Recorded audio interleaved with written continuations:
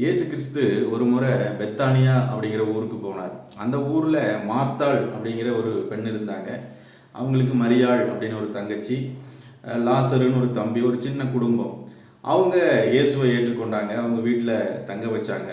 இப்போ இயேசு அவங்க வீட்டுக்கு வந்தோடனே அவரை உபசரிக்கணுமே, அவருக்கு உணவு தரணுமேன்ட்டு இந்த மார்த்தாள் என்ன பண்ணுறாங்கன்னு சொன்னால், கிச்சனில் போய் அவருக்கு உணவு தயாரிக்கிற வேலைகள், வீட்டில் இருக்கிற மற்ற வேலைகளில் பார்க்குறத ரொம்ப பிஸி ஆகிட்டாங்க.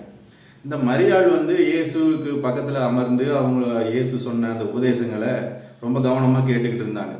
இப்போ மரியாளுக்கு ஒரு டென்ஷன் என்ன அப்படின்னா, நம்ம தனியாக வேலை பார்த்துட்டு இருக்கோம், இவ உட்காந்து பேசிகிட்டு இருக்காளே அப்படின்ட்டு இயேசுகிட்ட சொல்கிறாங்க, இயேசுவே நான் தனியாக கஷ்டப்படுறேனே, உள்ள நிறைய வேலை இருக்குது, இவ பாட்டுக்கு உட்காந்து பேசிகிட்டு இருக்கா, இவட்ட கொஞ்சம் நீங்கள் சொல்லக்கூடாதா, எனக்கு உதவி செய்ய சொல்லக்கூடாதா அப்படின்னு சொல்லும்போது, அப்போ இயேசு மார்த்தாள்கிட்ட சொல்கிறாரு, மார்த்தாளே நீ சொல்கிறது கரெக்டு தான், உணவு அவசியம்தான், ஆனால் உணவை காட்டிலும் முக்கியமானது ஒன்று இருக்குது, என்ன தெரியுமா? அது என்னன்னா, கடவுளுக்கு பிரியமாய் வாழ்கிறது எப்படி அப்படிங்கிறத ஒரு மனுஷன் தெரிஞ்சுக்கணும். அதை தெரிஞ்சுக்கிறது தான் உலகத்திலேயே அவனுக்கு முக்கியமான ஒரு பங்கு. அதை விட்டுட்டு நீ மற்றதில் நீ கவலைப்படுகிற, நீ மற்ற காரியங்களை குறித்து அதிகமாய் நீ கவலைப்படுகிற, உலகத்துக்குரிய விஷயங்களை குறித்து நீ அதை குறித்து அதிகமாக நீ கவலைப்பட்டு அதுக்கு அநேக நேரத்தை நீ செலவழிக்கிற, அதுக்கு முக்கியத்துவம் கொடுக்காத.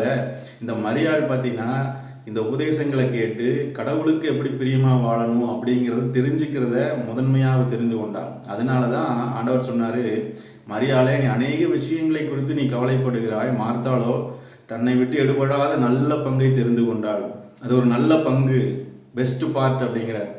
அப்போ அதை தெரிந்து கொண்டால்தான், கடவுளுக்கு பிரியமாய் வாழ்கிறது எப்படி அப்படிங்கிறத தெரிந்து கொண்டால்தான் ஒரு மனுஷனுக்கு நித்திய வாழ்க்கைக்கு அவன் போக முடியும். நம்ம தேடுகிற பொருள், பணம், உணவு, உடை இதெல்லாமே இந்த உலக வாழ்க்கையோடு முடிந்து போகிறதா இருக்குது.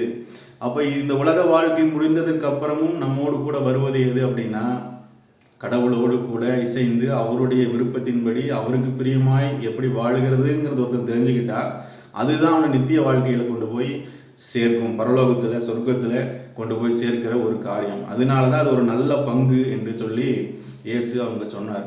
அதை இன்னைக்கு அதுலேருந்து நம்ம தெரிந்து கொள்ள வேண்டியது என்ன அப்படின்னா, நாம் எதற்கு அதிக முக்கியத்துவம் கொடுக்குறோம், எதை ப்ரையாரிட்டைஸ் பண்ணுகிறோம், உலகத்துக்குரிய பணம் மற்ற காரியங்களை குறித்தா, அல்லது ஆவிக்குரிய வாழ்க்கையாகிய தேவனுக்கு பிரியமாய் கடவுளுக்கு பிரியமாய் வாழ்கிறது எப்படின்னு தெரிந்து கொள்கிறதுல நம்ம கவனம் அதிகமாக இருக்கிறதா?